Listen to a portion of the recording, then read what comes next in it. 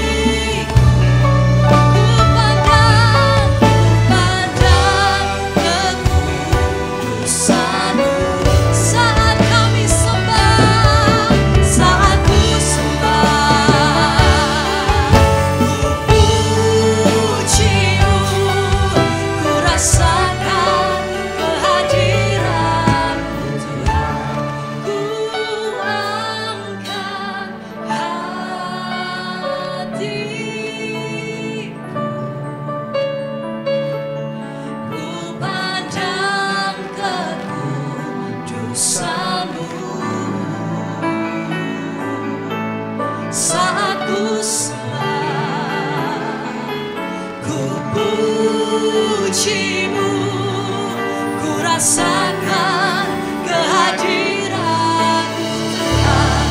Ku angkat hati, ku pandang dosamu saat kami menyembah Kau Tuhan. Ku pujimu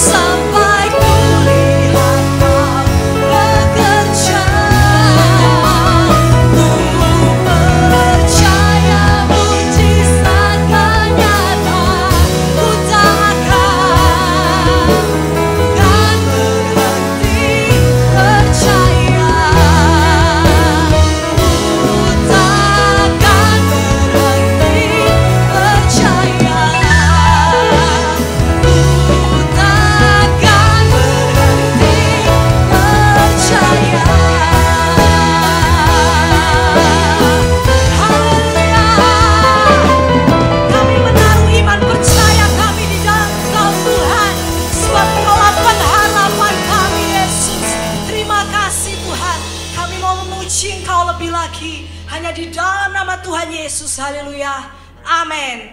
Yang percaya bahwa kita adalah umat pilihan Tuhan, mari lambaikan tangan, amin. Kita adalah umat pilihan Tuhan. Mari kita memberikan hidup kita untuk memuliakan Tuhan.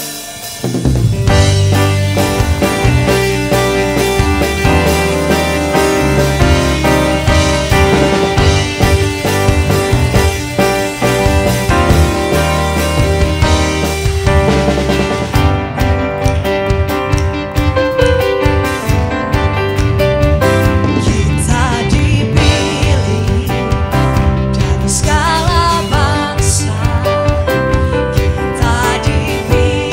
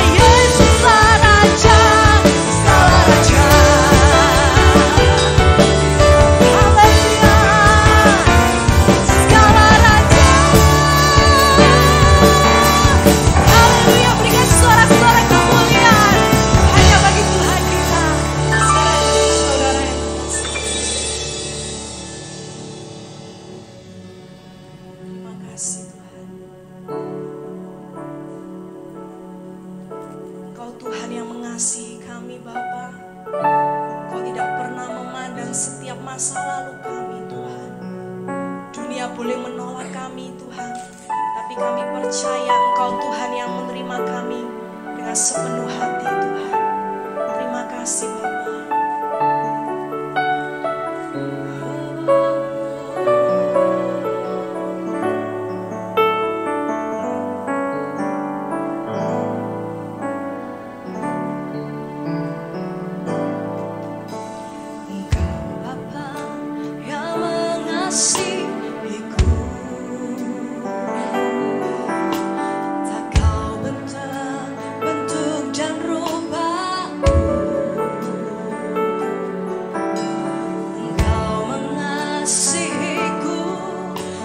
Sepenuh hati, tak pernah sama seperti dunia ini.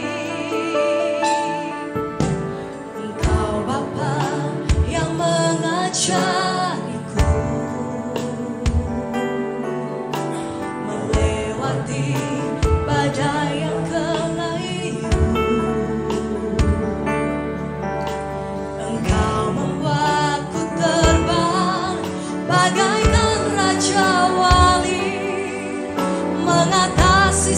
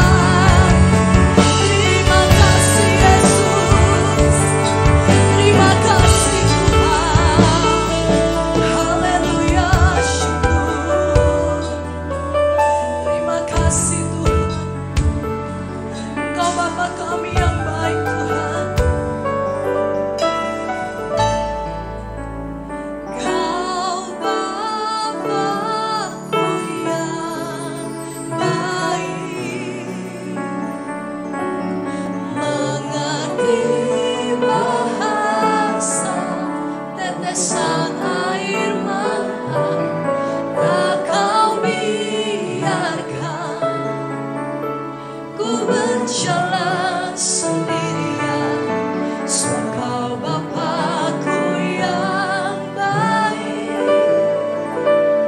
Kau Bapa-Ku yang baik. Terima kasih Tuhan. Mengerti Yes Tuhan.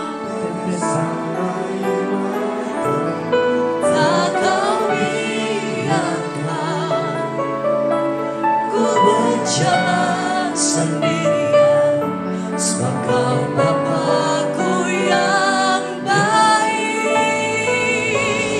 Kau Bapa-Ku yang baik. Kau Bapa kami yang baik Tuhan. Setetesan air mata tak Kau biarkan ku berjalan sendirian, sebab Kau Bapa-Ku yang baik. Kau Bapa-Ku yang baik. Terima kasih Tuhan. Mengerti bahasa tetesan air mata tak Kau biarkan ku berjalan sendirian, sebab Kau Bapa-Ku yang baik. Kau sungguh baik, sebab Kau Bapa-Ku yang baik. Kau sungguh baik, sebab Kau Bapa-Ku, sebab Kau Bapa-Ku yang baik. Kau sungguh baik.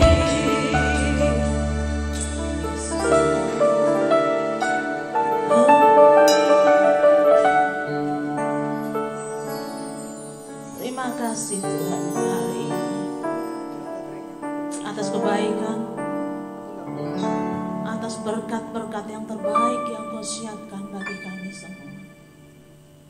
Biarlah hati kami Tuhan penuh dengan ucapan syukur karena berkat yang berlipat kali ganda, yang luar biasa yang kami terima setiap waktu, dan kami menikmati perlindungan-Mu yang luar biasa. Pagi hari ini Tuhan, Bapa yang kami kenal di dalam nama Tuhan Yesus, perkenankan kami menyampaikan kebenaran firman-Mu. Urapi kami semua Tuhan. Mampukan kami menerima kebenaran ini dan bertindak dengan iman atas kehidupan kami. Biarlah Engkau memberikan kami pengertian-pengertian baru atas firman yang telah kami dengar dan akan kami sampaikan. Semua atas perkenanan Tuhan. Berfirmanlah bagi kami semua Tuhan. Baik hamba-Mu yang akan menyampaikan dan kami yang mendengar, kami dikuatkan dan diteguhkan. Di dalam nama Tuhan Yesus, kami akan mendengarkan firman-Mu. Haleluya. Amin. Shalom, puji Tuhan. Shalom, puji Tuhan. Luar biasa hari ini.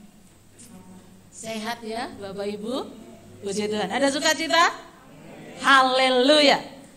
Baik, tema kita hari ini saya rombak, tapi tetap berbicara tentang hati, yaitu sikap hati menentukan tindakan. Ya, Bapak Ibu yang dikasihi oleh Tuhan, seringkali kita sebagai anak-anak Tuhan melihat bagaimana cara hidup kita, bagaimana kita bertindak, dan bagaimana kita melakukan banyak hal dari kehidupan ini. Sebagai umat Tuhan, sebagai orang yang menyembah Yesus sebagai Tuhan, otomatis kita katakan kita hamba Tuhan, ya. Bukan hamba dosa, kita hamba Tuhan yang melakukan kebenaran atas kehidupan kita. Seharusnya kita sebagai hamba Tuhan menunjukkan kesetiaan kita, ketaatan kita untuk melayani, hati yang taat pada setiap perintah dan berkenan kepada Tuhan. Kerendahan hati dan kesabaran akan membuat kita, memberi kita kerelaan untuk menyampaikan kepentingan-kepentingan diri sendiri dalam melayani Tuhan dan sesama. Kenapa saya harus katakan hari ini saya ambil tema sikap hati menentukan tindakan. Baik, untuk kita mendasari kebenaran ini, kita buka Amsal 27. Amsal 27 ayat 19. Dikatakan firman Allah demikian. Seperti air mencerminkan wajah, demikianlah hati manusia itu. Wow. Wah, ketika saya baca ini Bapak Ibu, aduh, rasanya deg-degan gitu ya. Karena dikatakan begini, seperti air mencerminkan wajah, demikianlah hati manusia itu dalam kehidupannya. Ibarat gini loh Bapak, hati ibarat sumber mata air. Bila sumbernya kotor, maka kotorlah airnya, ya. Namun bila sumbernya bersih, maka bersihlah airnya. Paham Bapak Ibu? Ya. Jadi kalau hati kita baik-baik saja, maka yang keluar juga baik. Kalau hati kita kotor dalam segala hal, penuh dengan banyak hal yang tidak berkenan, maka yang keluar juga hal-hal yang kotor. Makanya firman Allah dikatakan begini, seperti air mencerminkan wajah, demikianlah hati manusia. Kalau saudara melihat Bapak Ibu yang dikasih oleh Tuhan, kalau mau lihat isi hati seseorang, perhatikan ketika dia berperilaku, berkata-kata, itu isi hatinya. Hati manusia, wajah nggak bisa membohongi hati. Bisa kita buat macam-macam dengan buat topeng gitu ya. Tapi sekali waktu kita tertekan, itu yang keluar. Itu yang keluar. Saya bertahun-tahun belajar tentang bagaimana saya harus mengendalikan hati saya. Bertahun-tahun. Waktu melayani tahun Bapak Ibu, bayangin aja.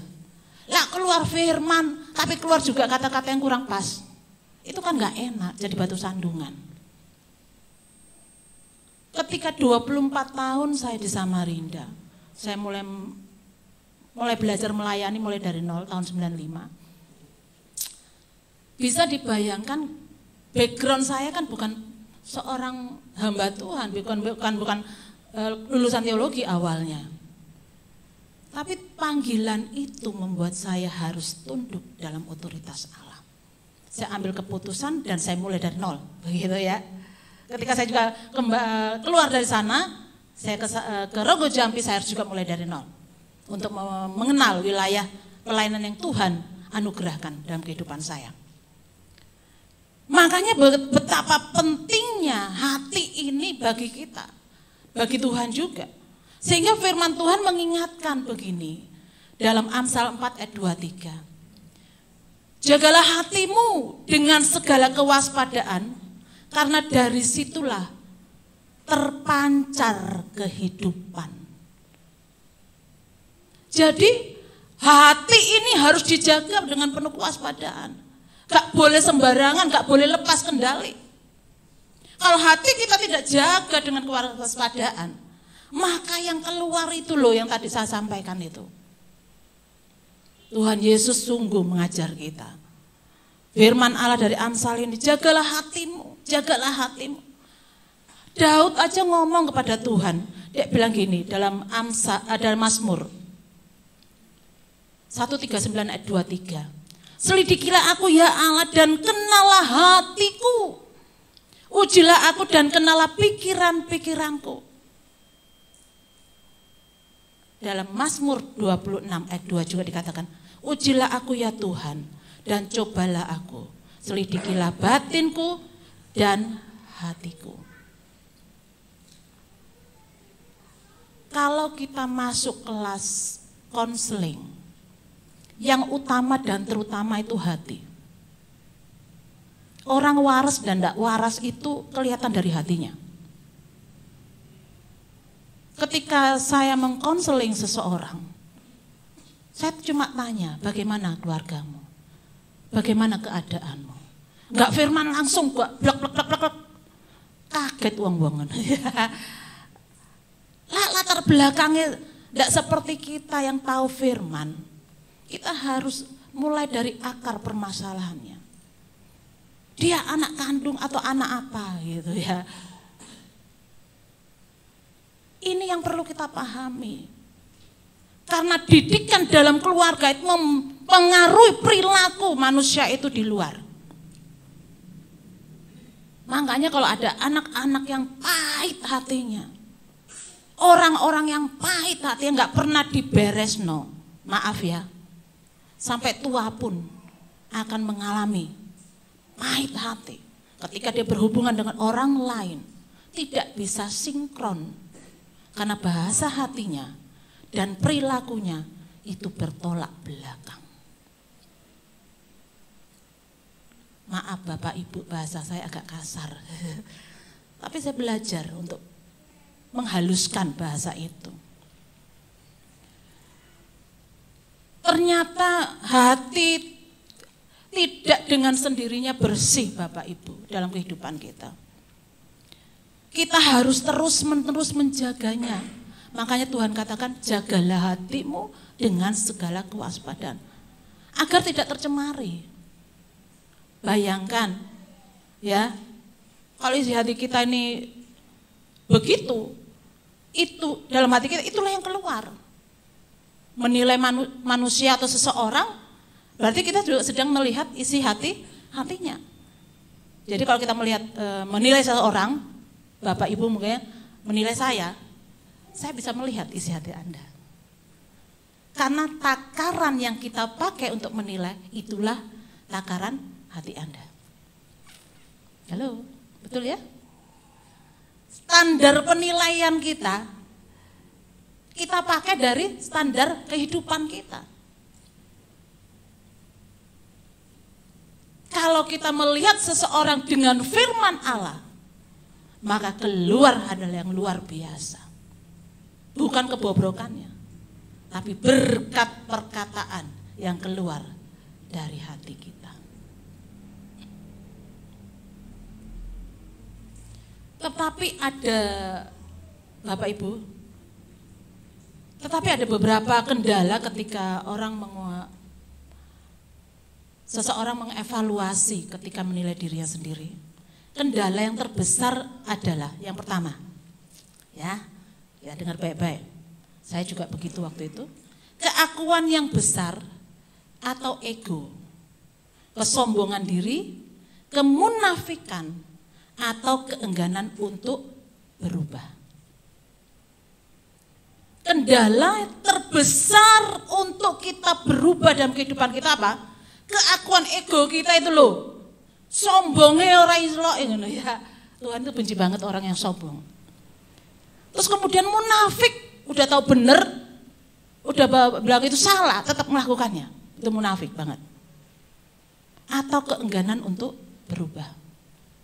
Bertahun-tahun dia lakukan hal itu, bertahun-tahun dia melukai orang, bertahun-tahun dia menindas orang. Akhirnya orang itu jatuh dan ada sorak-sorai dari hatinya. Tapi kalau anak-anak Tuhan, ketika itu orang jatuh, ketika orang itu terluka, hatinya penuh belas kasihan. Hatinya hancur ketika melihat orang-orang demikian. Itu prinsip sebagai seorang hamba Allah, hamba Tuhan. Kita ini mau hamba Tuhan semua Bapak Ibu, kita bukan hamba dosa. Maka daripada itu, kita sebagai anak-anak Tuhan diperlukan apa? Kerendahan hati untuk apa? Untuk mengevaluasi diri. Ketika orang menegur, iya Pak, iya Bu, terima kasih. Firman-Nya, terima kasih nasihatnya. Ada pengalaman saya yang luar biasa. Saya punya kakak rohani, Kak Ben. Dia punya anak bungsu, Uda, saya panggil Uda. Setiap kali saya ke rumah beliau, seketika saya berbicara sesuatu yang tidak pas, dia akan menegur, Tantika itu loh bahasanya gak enak, gak cocok jadi pendeta. Oh no, Bapak Ibu, aduh, pertama kali saya dengar itu, saya langsung dek. Gitu. Saya dek. Saya pegang dada saya. Saya ditegur anak kecil. Lah saya pantas saya jadi anak saya gitu loh. Tapi hari itu Tuhan ajar saya. Dari anak kecil, hati nuraninya mereka itu bersih, nggak ada motivasi yang lain dan tidak ada motivasi untuk mempermalukan. Ada kasih yang keluar dari anak-anak. Kalau anak-anak dididik mulai hari kecil gitu ya, mengatakan sesuatu firman gitu, saya bangga lihat, saya lihat ponakan Meli, luar biasa. Anak-anak itu kan keluar perkataan-perkataan iman yang membangun orang-orang lain di sekitarnya. Karena mau didikan mulai kecil. Dasarnya mulai kecil. Beda dengan kita yang lahir baru mulai umur 20-an, ada yang 40-an gitu ya Bapak Ibu ya. Wah itu luar biasa, harus bergumul dengan hati ini. Harus dimurnikan, harus diproses, harus demikian. Harus menanggalkan hal-hal yang lama. Ini penting banget gitu ya. Jadi ketika orang wis umur terus bertobat, ojo dikritiki tapi ditopang. Ayo bangkit, ayo ngono lho Bapak Ibu. Seneng tak lihat itu kalau ada orang-orang yang membangun, membangkitkan iman. Apalagi kalau sudah tua gitu ya Bapak Ibu. Ibu saya kan tua juga, umurnya hampir 90. Kadangkala perkataan-perkataannya kurang pas. Ibu jangan begitu, saya anak ya ngilingno, Bapak Ibu, saya harus mengingatkan beliau. Jangan Bu, nah kadang-kala orang tua kayak gini, ngomong sini, ngomong ke sana, gitu toh, Bapak Ibu bener ya, kadang-kala nggak sadar. Ibu saya bilang, Ibu kalau ngomong di sini jangan ngomong ke sana, nggak boleh, itu memecah belah, roh pemecah belah dalam keluarga itu terjadi. Nggak sadar, pengennya ngangkat anak satu jatuh anak satunya gitu. Enggak boleh Bu. Apapun keadaan anakmu, adik-adikku tak bilangin gitu. Itulah hidupnya, itulah imannya. Yang penting kita mengarahkan, membimbing gitu ya. Sebagai orang yang lebih tua gitu ya. Jadi hal yang pertama ya dari ego kita yang gede, sombongnya luar biasa, munafik gitu ya. Enggan untuk berubah, perlu roh kerendahan hati. Perlu roh kerendahan hati untuk dibentuk. Orang yang mau dibentuk harus taat dan tunduk atas firman Allah. Yang kedua, kendala yang terbesar. Yang kedua adalah seringkali kita berpura-pura dan berusaha menutup-nutupi hati kita dengan berbagai upaya agar orang lain tidak tahu yang sebenarnya. Wow, topeng itu loh Bapak Ibu harus dilepas. Seringkali kan kita bertopeng dengan jabatan, posisi gitu ya. Dengan tugas tanggung jawab kita di muka bumi. Mulai hari ini, apa yang dalam hatimu yang bersih itu keluarkan. Gak perlu berpura-pura. Gak perlu berpura-pura dalam banyak hal. Coba perhatikan orang itu kalau berbicara sesuatu untuk menegaskan satu kata, dia seringkali kan berkata berulang-ulang, ragu dengan apa yang dilakukan. Karena dia tidak yakin, gitu. Dia mau berubah tapi takut, gitu. Itu yang terjadi. Perilaku manusia secara psikologis demikian. Agak sulit jadi hamba. Sebenarnya hamba itu bukan jabatan rendah. Justru jabatan yang luar biasa. Aku datang untuk melayani, bukan untuk dilayani. Tuhan Yesus ngomong kayak gitu. Beliau datang ke duka bumi ini bukan untuk dilayani, tapi melayani. Lah kita hambane kok kayak bos ngono loh Bapak Ibu. Kita mau dilayani, mau diangkat-angkat, repot jadinya. Jadi kesombongan itu terjadi. Bukan sikap hamba yang ada dalam kehidupan kita, tapi sikap bos. Kalau kita hamba Tuhan, semuanya hamba Tuhan, otomatis kita harus bersikap sebagai seorang hamba yang melayani Tuhan dan sesamanya. Bapak Ibu yang dikasihi oleh Tuhan, agak banyak saudara yang kasih, bisa 2 jam. Menjaga hati untuk tetap berkenan di hadapan Tuhan itu perlu perjuangan. Gak ujuk-ujuk langsung bersih, enggak, perlu berjuang, ya. Dan tidaklah mudah karena setiap saat kita diperhadapkan dengan berbagai persoalan kehidupan kita. Dan bisa membuat sikap hati kita menjadi tidak benar di hadapan Tuhan. Persoalan kehidupan membuat seringkali kita tidak bersikap benar di hadapan Allah dan di hadapan manusia. Kalau kita bisa mengendalikan, puji Tuhan. Kalau belum, masih dalam proses penyempurnaan, monggo kita lakukan bersama-sama.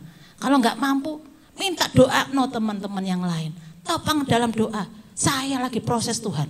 Amin. Begitu Bapak Ibu. Orang usah isin-isinan. Kita ini tubuh Kristus, kita keluarga Allah. Jadi kalau ada apa-apa saya ngomong sama Pak Om Yance, Tante gitu ya. Dukung doa saya. Saya ini manusia. Ya, saya juga manusia. Belum sempurna. Masih diproses menuju kesempurnaan bagi kemuliaan nama Tuhan. Tidak hanya itu, kita semua sudah terlalu lama dididik ya di dunia ini. Bayangno Bapak Ibu.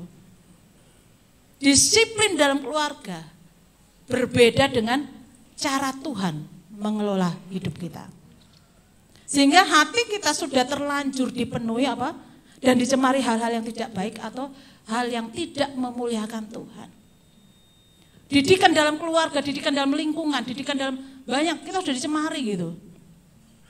Akhirnya agak sulit mengubah itu. Apalagi dalam hubungan suami istri, hubungan anak dan orang tua, hubungan antar teman, antar saudara. Udah lama tercemar. Ya. Nah, kalau hati kita sudah dipenuhi dengan segala hal yang tidak berkenan, ya, tidak berkenan di hadapan Tuhan, maka akan terlihat dari karakter kita. Perhatikan. Karakter saudara akan dilihat. Saudara berubah apa enggak? Dari perilaku kita, perkataan kita, dan tindakan kita ya. Maka akan terlihat dari karakter kita. Perilaku kita, tindakan kita, perkataan kita adalah semua hal yang membuat kita berdosa di hadapan Allah. Wow. Nah, untuk menjaga hati kita harus memberi waktu khusus untuk duduk diam, mengoreksi sikap hati kita, bahkan kita harus melakukannya detik ke detik, menit ke menit, jam ke jam dalam hari hidup kita. Jadi enggak ada proses yang instan. Kalau mau jaga hati, Tuhan kan ngomong gini, jagalah hatimu dengan segala kewaspadaan. Maka dari situlah pelajaran apa? Kehidupan. Untuk menjaga hati kita, untuk mewaspadai harus dilakukan dari waktu ke waktu. Ojo berhenti. Kalau kita berhenti, kita beri peluang pada iblis untuk mendoktrin hidup kita dengan cara dunia. Tapi kalau kita mengevaluasi dengan firman Allah, dengan hal-hal yang daripada Tuhan, maka perhatikan kehidupan kita akan mengalami perubahan. Kenapa hal itu kita perlu lakukan? Firman Tuhan katakan dalam Matius 15 ayat 18. Tetapi apa yang keluar dari mulut berasal dari hati, dan itulah yang menajiskan orang. Apa yang keluar dari mulut berasal dari hati, dan itulah yang menajiskan orang. Makanya kita ini perlu hati-hati berbicara. Seringkali kita melukai orang, menghancurkan hati orang, dan membuat orang undur dari Tuhan. Karena kita sendiri yang melakukan untuk orang lain. Makanya Tuhan katakan apa? Apa yang keluar dari mulut berasal dari hati, dan itulah yang menajiskan orang. Tindakan apa yang perlu kita lakukan? yaitu dimulai dari detik pertama saat kita bangun dari tidur. Disitulah orang percaya kita harus menjaga hati kita. Ketika kita bangun tidur, aja mikir no liyane. Hati kita. Lah kita bangun, kita iling orang-orang yang kita benci. Waduh, kita mulai buat sesuatu, kita buat peluang iblis untuk pakai kita bertahta dalam hatinya, dalam hati kita. Duduk diam di kaki Tuhan dan bersyukur untuk kasih karunia Tuhan. Ini yang tindakan yang perlu kita lakukan sebagai anak-anak Tuhan. Dan juga kita bersyukur karena kasih karunia Tuhan untuk penjagaan dan pemeliharaan Tuhan yang begitu sempurna. Untuk penyertaan Tuhan yang luar biasa sepanjang hari itu. Lalu kita meminta Tuhan untuk memampukan kita untuk menjaga setiap ucapan yang keluar dari lidah, bibir, mulut kita sepanjang hari yang akan kita jalani. Karena lidah itu tidak bertulang. Semakin kita menggemakan, semakin kata-kata sia-sia yang keluar dari mulut bibir kita. Tanpa sadar loh Bapak Ibu. Saya belajar dari OB yang di sana. Ibu lo ngomongnya ini berat. Tak diam. Iya yo. Bahasaku kok gak pas yo. Lah kadung emosi ngatur aset gereja, ngatur gereja untuk persiapan ibadah minggu. Seringkali kan anak-anak gak pas untuk melakukan. Lah keluar dari mulut bibir saya sesuatu yang tidak pas. Lah saya dikritik, saya ditegur balik. Saya langsung diam. Oh iya, sorry ya, Dek, sorry. Mbak Yu kak, wes kelepasan, sorry. Maafkan aku. Saudara mau begitu? OB, Anda bos, saudara minta maaf. Halo. Gengsi ya. Tapi nggak perlu gengsi. Justru disitulah jiwa besar saudara di hadapan anak buah kita. Orang-orang yang kita pimpin dan orang-orang yang kita bawa dalam rencananya. Nah, kalau ini kita lakukan semuanya Bapak Ibu, tindakan ini, maka sebelum mengeluarkan perkataan kepada suami, istri, anak-anak, mari KMP maju ke depan, orang tua atau bahkan kepada pembantu rumah tangga, juga kepada orang-orang yang kita jumpai, dimanapun kita berada, kita akan waspada dalam berkata-kata dan bertindak. Berat ya Bapak Ibu ya, harga diri, gengsi kita pertaruhkan. Tapi saya mau bilang, kalau kita mau dipakai luar biasa dalam kehidupan ini, mari izinkan Roh Kudus membentuk hidup kita, supaya kita dipakai dan berkenan di hadapan Allah. Apapun status kita, apapun posisi kita di dalam masyarakat, dalam gereja, jadilah berkat dalam perkataan dan tindakan. Karena hati manusia itu tercermin dari perkataan dan bahasanya dan perilakunya. Inilah yang kupunya, hati sebagai hamba. Mari yang taat dan setia padamu Bapa, kemanapun ku bawa, hati yang menyembah dalam roh dan kebenaran sampai selamat. Mari kita bangkit berdiri. Inilah yang ku punya, hati sebagai hamba yang mau taat dan setia padamu Bapa, kemanapun ku bawa, hati yang menyembah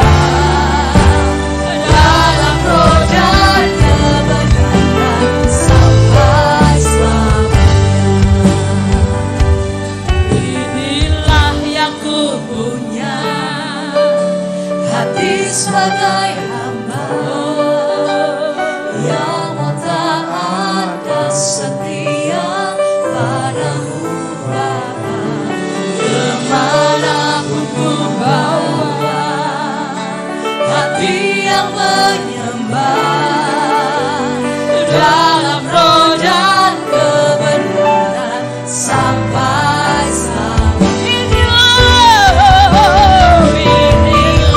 yang ku punya, hati sebagai hamba yang kau tak akan setia padamu Bapa, kemanapun ku bawa, hati yang menyembah dalam roh dan kebenaran sampai selama. Dalam roh dan kebenaran sampai selama. Dalam roh dan kebenaran sampai selama. Inilah Tuhan.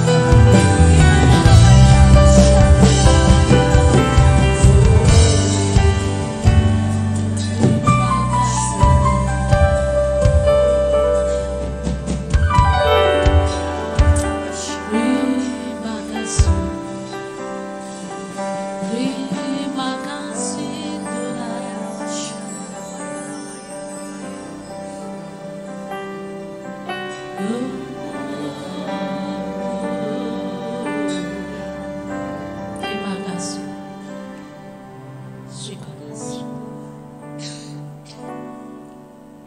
Terima kasih Tuhan.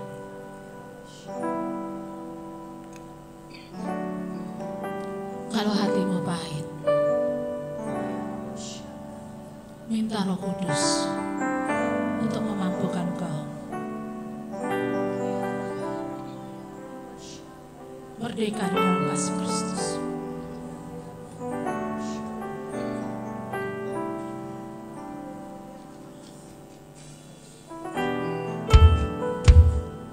Buka hatimu.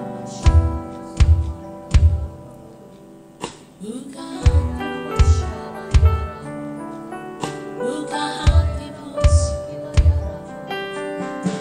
Lepaskan.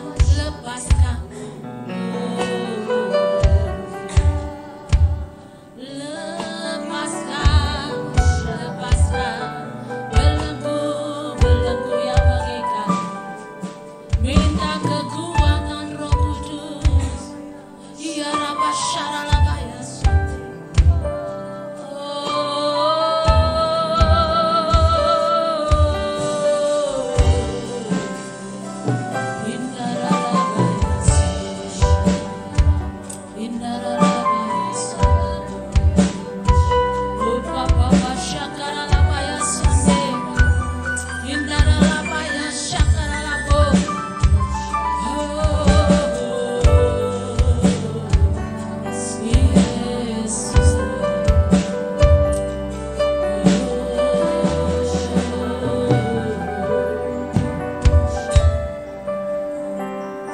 Dengan hati percaya orang dibenarkan. Dengan hati yang mau tunduk, orang mengalami perubahan. Apa yang kau alami hari-hari yang lalu,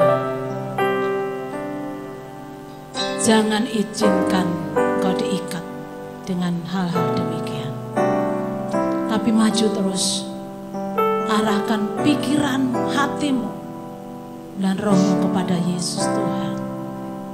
Minta roh Allah yang lebih besar dari roh yang di dunia, yang memampukan engkau untuk berjalan dengan iman.